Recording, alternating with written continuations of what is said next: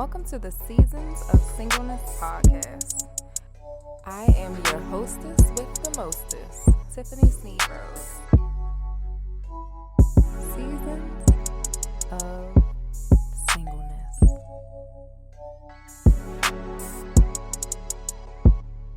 Seasons of Singleness.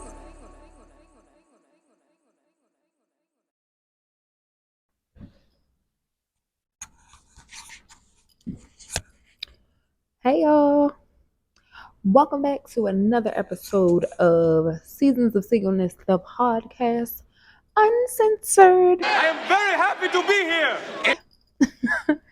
Hey y'all,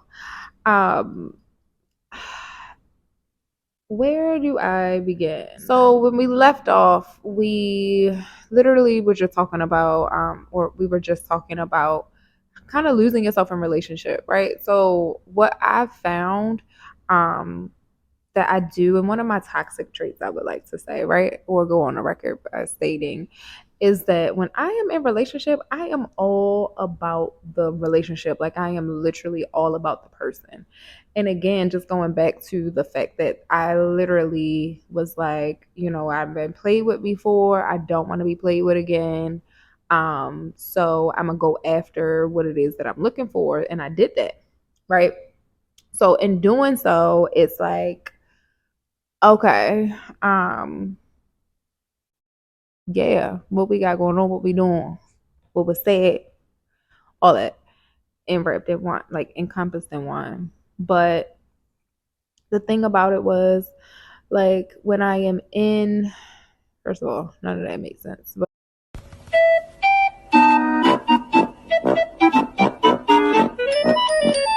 But we digress. Continue. The one thing that I noticed about myself is that when I'm in relationships, I am literally all in. Like it's all or nothing for me. And that's how I am, period. Like I am not a gray person. I don't reside in gray. It's either I'm in or I ain't. Like in trying to reside in gray, I find that it really just doesn't work for me. Like it's just not my judge, it's not my thing. I just can't do it. And it's not to say that it can't be done or it's impossible. It's just for me specifically, like I just don't operate as my best self. So it doesn't work for me. Uh and with that being said, like being gray didn't work for me. I don't know how else to put it. I know I just said it. I'm sorry. But it doesn't. And I found myself in a space where I just couldn't operate in gray. And it just didn't work. I don't think it worked for either one of us, honestly. Like, we had, and don't get me wrong, like our relationship, we didn't have a lot of arguments or anything like that. But as things were kind of like dwindling or going towards the end or like the end of things, we definitely had a few disagreements in the midst of that. But prior to all of that, like prior to me even get into that space, I lost a whole lot because again, when I'm in relationships, I am literally all in. Oh shit! Say it again. Say something else. Oh, say something else. Say something else, nigga. All about that other person. It's about them. It's about pushing them forward, like whatever. And again, I consider that to be one of my toxic traits. Go ahead, you got it. Well, Because who thrives? Like who's like, I don't know, like I don't know the correct term right now. Words are scrambled right now. Who is receiving? Who's giving? Like is the giver receiving? Is the receiver being the giver? Like what are the roles? The roles are undefined. Kind of like me trying to talk right now.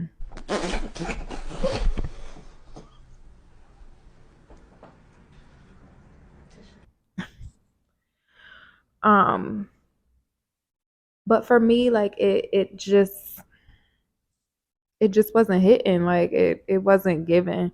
I got to a space where I got so lost and wrapped up in the fact that I was in a relationship that that's what I worked for, that's what I strive for, that's what I that was my being, right? Like it was just like, oh, okay, like that at one point it was my identity, like, oh, I'm such and such girlfriend, like this, whatever. People would introduce me like that, or if I ran into somebody like, oh, you're such and such girlfriend, like that became my identity. And in that, I kind of got lost in that identity. I got lost. I got wrapped up in that, trying to, really be in that piece. Because typically, when we identify with something, we are that. Like, you can't tell me no different. Like, sort of like how we talk about certain things in pop culture, right? Pronouns, for instance, how a lot of people are just like, really, please call me by this is what I identify as. Don't call me anything other than. And that was me in relationship. So it's like I am so wrapped up in the fact of like what is happening, what's going on. I always got to be up under my nigga. Like it was just a lot going on, and that really led to a I ain't gonna say to my demise because I'm still here, Barely. but it led to my demise ultimately. I know I said the word. If I told myself that I wasn't, I said it anyway. Who gonna check me?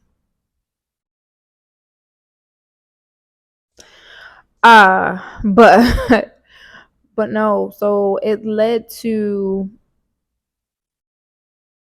me really, yeah, I was wrapped up. Like I was wrapped up, and I couldn't necessarily get out of it for whatever reason. And it wasn't like one of those relationships where it's like because I have friends, I have family who have been through like abusive relationships where it's like, all right, I really just got to be up under this man 24/7, because if not, like my life is on the line. And it wasn't that. It was just I cheated on you. I'm trying to rebuild your trust. So let me show you whatever. And I subsided a lot of me in order to be in that. Like, and it got to a point where I'm not going to family functions.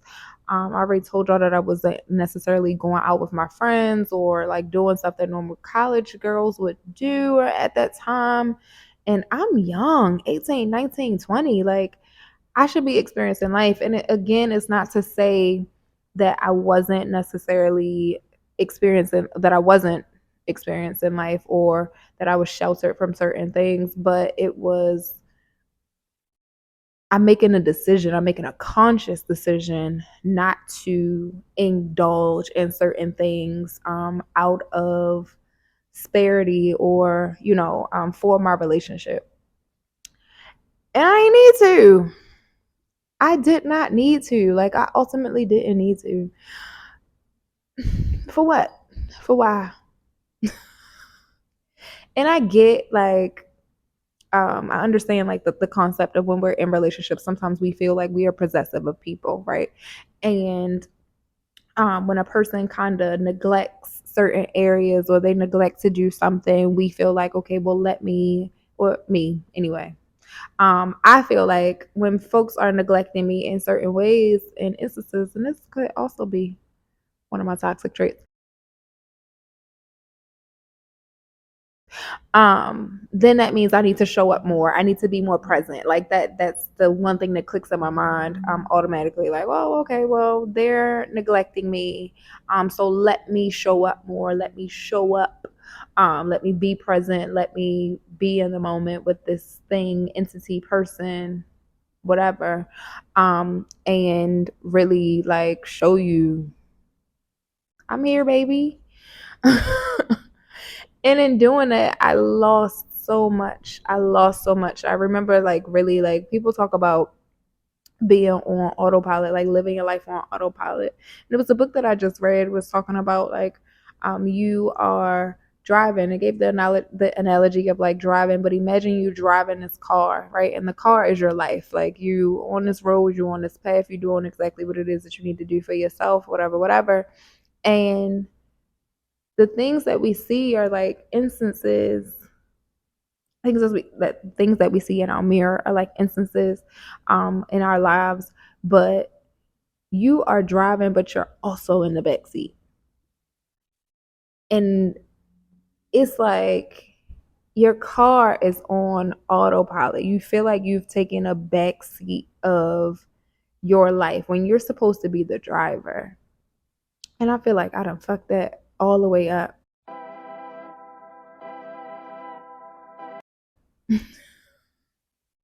I feel like I fucked that up. But I digress. Hopefully you got it in there somewhere with all the extras. But yeah, I felt like I was living the back seat of my life. Like I'm in the back seat of my life. I'm in this car that is my life, but I'm in the back seat when I am supposed to be the person that's driving. And it wasn't that. It just wasn't that. I was so, again, wrapped up in making sure that everything was good in the relationship and not necessarily pouring into me. And that I was, to be completely honest, I was depressed. Like I was over it. I was out of it. Like I couldn't. Functional depression is a real thing. Like I couldn't tell you which way was up and which way was fucking down. Like I was just moving and grooving. And again, not to say that I wasn't like experiencing certain things. I'd be outside. I would travel. I would sometimes hit up friends and family, whatever. But for the most part, especially since we lived together, I was all about my relationship. That was all that I lived and breathed.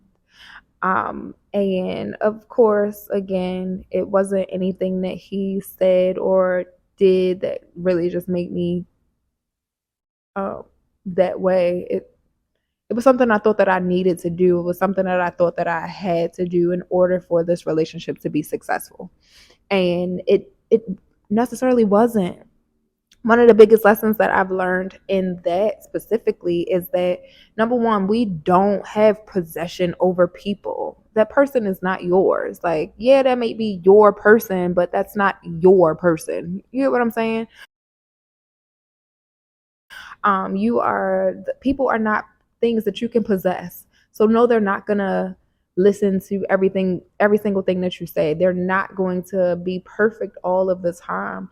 And while this person may provide you with some level of love, comfortability, support, you name it, right?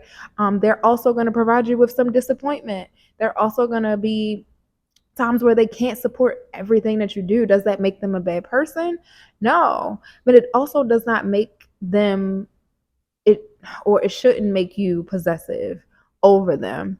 You shouldn't feel like, oh, this person is mine and mine only. And that level of thinking can be very scary. I know a lot of people on Twitter are like, yeah, I want a man crazy over me, whatever. And again, I've been around abusive relationships. I've seen exactly what that looks like.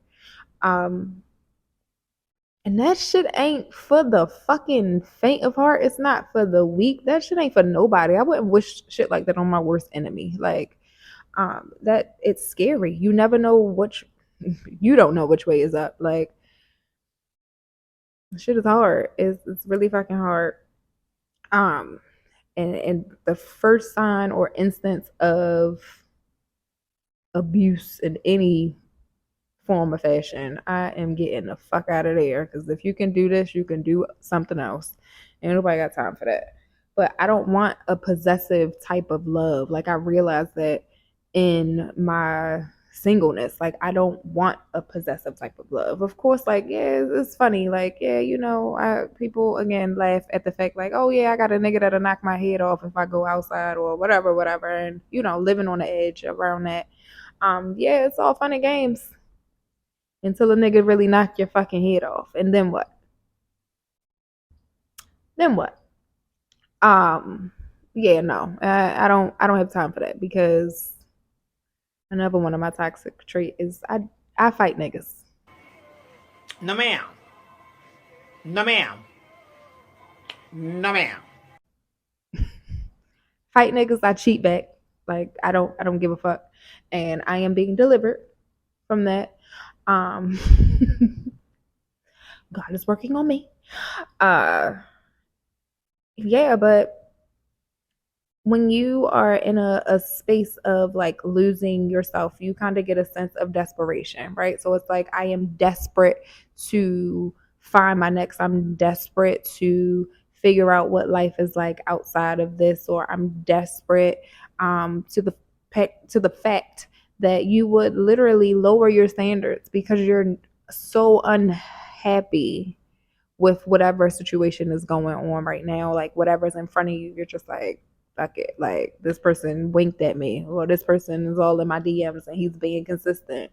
This person is providing something that this other person isn't. And you feel like, okay, yeah, I might be able to get through this. Those are so unhealthy like those tactics are very unhealthy. And I honestly can say, as a person who has like gone through that time and time again, because I am also very hard-headed. I don't learn my lesson on the first time, like the first go round. It takes me a while. Like should have had a V8, but yeah, no, like that shit ain't it. If you ain't heard nothing that I said today, that shit ain't it. Okay. Okay. No, but being in that space of desperation, I felt so isolated. There's a saying that's like, you could be in a room full of people and still feel very alone. I felt so alone. I felt by myself. Like I was just going through this shit by myself. And the crazy part is, I wasn't necessarily. Um, he was there, and I can't tell you what he was feeling at the same time. um and I don't know, like I don't know if he was satisfied with my efforts or what. And that was the thing, like we never really had like real conversations around what this outcome was. Like, okay, well, what are you feeling? Are you satisfied with the relationship? Are you okay? Like whatever.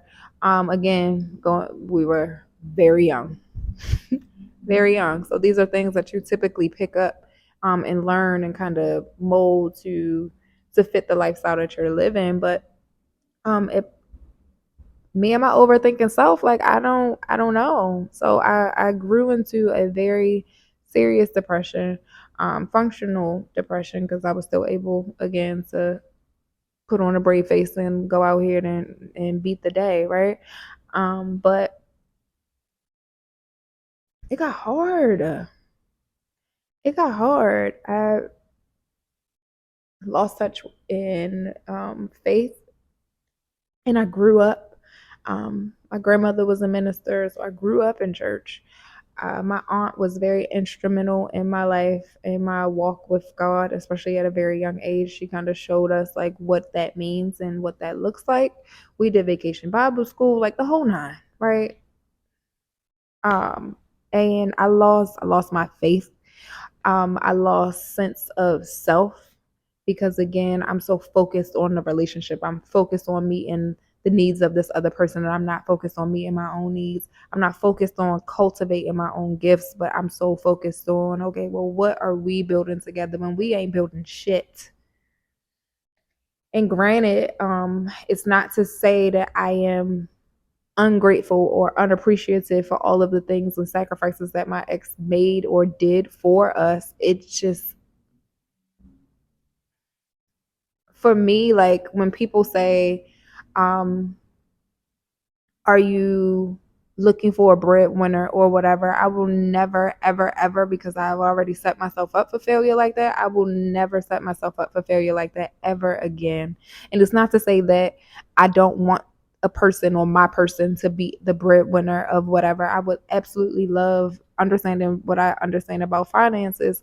I would love to have a partner who is okay with us living off of one income, and then whatever else we bring into the house is supplemental and funds whatever we need to fund so that we can grow as a unit. But for a man to just be like, sit back, I take care of you, I don't know, I got trust issues and I don't got time for that. I've been let down before. That I'm very leery of. I'm also very leery of like folks when that happens, like, because a lot of times, especially, well, no, let's go back. I am leery of that because if I don't have something going on for myself, then that in turn gives you the opportunity, or opens up the opportunity for distrust, opens up the opportunity for dishonesty. It opens up the opportunity for what's the word? Not fornication, Lord. What am I trying to say? Give me a second. 3 hours later.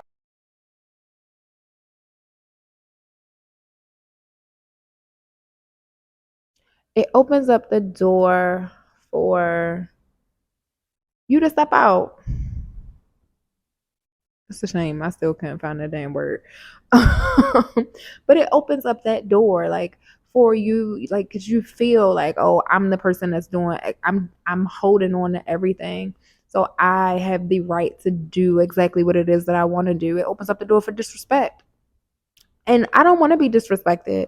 Not if you're my person. You get what I'm saying? Like, but also, again, taking into accountability those lessons. Like, if you are in a relationship such as, it is very important and vital for you to have conversations. What the fuck is the purpose of a relationship if y'all not talking? It'd be simple shit. It'd be simple shit. Um, but yeah, I don't ever want to put myself in a situation ever again where I'm just like dependent on a person solely, and I don't have anything going for myself because I have allowed myself to be so sucked into what the fuck you got going on that I'm not worried about anything that I got going on. I haven't created any outcomes for myself. So when it was time for me to kind of like step out and do what I needed to do, I was starting from fucking scratch. Like, got it out the mud type. Like, was really doing that shit on my own. I had to figure a few things out by myself. I'm gonna, again, not to say that I did not have help. I had somebody literally in the ringer with me the entire time. And everything was happening, but we all are trying to figure shit out. I honestly, for anyone who is listening to this and maybe experiencing some of the same things that I've talked about, like, the only thing that I want to offer up to you right now is to give yourself grace. Like, literally give yourself grace. You are learning, and we can't learn things without experiencing it, right? It's one thing to have a conversation or to read about something, and it's like, oh, okay, I have some knowledge on this. But once you experience it, that adds to that knowledge. So that adds to, or it expands your learning in a sense, right? And we're all learning. None of us have this shit figured out. We ain't got the shit figured out. We're trying to figure it out right now. So give yourself grace as you're navigating what this relationship looks like for you. And if you are in a relationship where you feel like you can't talk to your partner, a relationship is simply two entities coming together for a common goal. If you feel like you don't have a common goal, like it be that simple sometimes. But sometimes, again, when you're experiencing something, it's hard for you to see that right away. So give yourself grace for the things that you don't know, and then go make yourself available to figure out what that is, what that looks like. And lastly, I would say get you a support system. And that does not necessarily mean that you have to have friends. Like your friends are going through shit too. Like, and not to say, what I'm about to say. All of the people are going through, like everybody's going through shit. But make sure that you are surrounding yourself around wise counsel. Because we all are going through shit. Make sure that you're not impeding. And I feel like I fucked that word up. Oh, I'm using it wrong. I might be right. Make sure that you aren't like imposing. There we go. Make sure you're not imposing yourself on people too. And it's not to say that you can't say, oh, I need help or whatever, but you always want to ask because everybody may not be in a space to give you the support that you need in that time, especially if you're continuously going to the same person, yada, yada, yada. But you just want to make sure that you're able to get that out because it does not feel good being in isolation when you are surrounded by people.